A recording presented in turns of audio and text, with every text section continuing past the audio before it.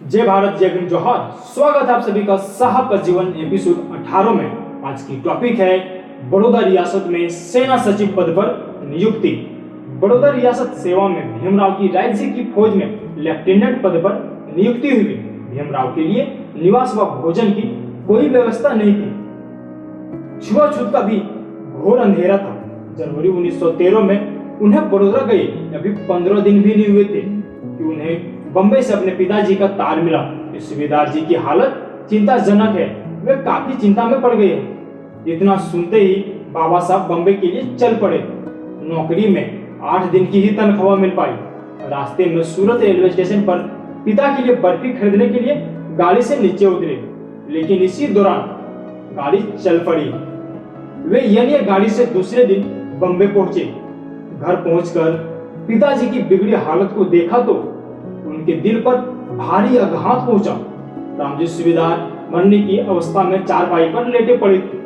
परिवार के सभी लोग चारपाई को घेरे हुए चिंता में बैठे थे। भीम को देखकर सभी की आंखें नम हो गई। लाडले बेटे भीम को देखकर पिताजी ने भीमराव के पीठ पर अपना हाथ फेरा और कुछ देर तक भीमराव की ओर देखा और पल भर में ही सूबेदार जी सभी को रोता बिलखता छोड़कर चल बसे, मानो अपने लाडले बेटे भीम की एक झलक पाने के लिए उनके प्राण रुके हुए थे। भीम को सफलता की ऊंचाइयों पर देखने वाले पिता इस दुनिया को छोड़कर चिर निंद्रा में सो गए।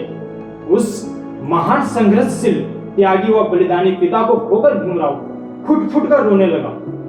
सूरत स्टेशन पर उतरने का उससे बड़ा दुख हो रहा था। सभी परिजन भीम को हिम्मत दे रहे थे, लेकिन भीम की रुलाई रुक नहीं रही थी। उसके दुख और आंसुओं की आगे किसी का शोक सुनाई नहीं पड़ रहा था। आत्मग्लानि के कारण भी भीम के आंसुओं की धारा रुक नहीं रही थी। जिस पिता ने उसके लिए कदम कदम पर दुख सहे त्याग किया, उस पिता के लिए वह कुछ नहीं कर पाए।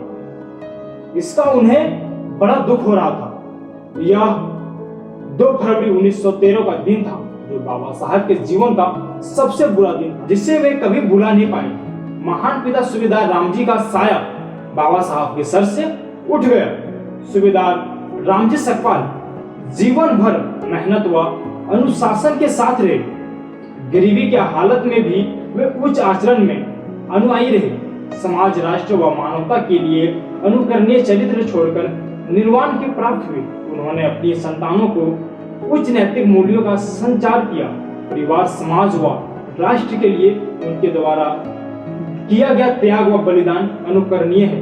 उन्होंने इस समाज को पुत्र के रूप में एक ऐसा रत्न दिया जिससे दलित, पीड़ित, वंचित व शोषित मानव उद्धार के लिए अपना जीवन निछावर कर दिया। वे बोधिसत्व बाबा साहब अम्बेडकर कहलाए। आज के लिए इतना ही। पूरा वीडियो देखने के लिए आपका बहुत बहुत धन्यवाद। जय भीम।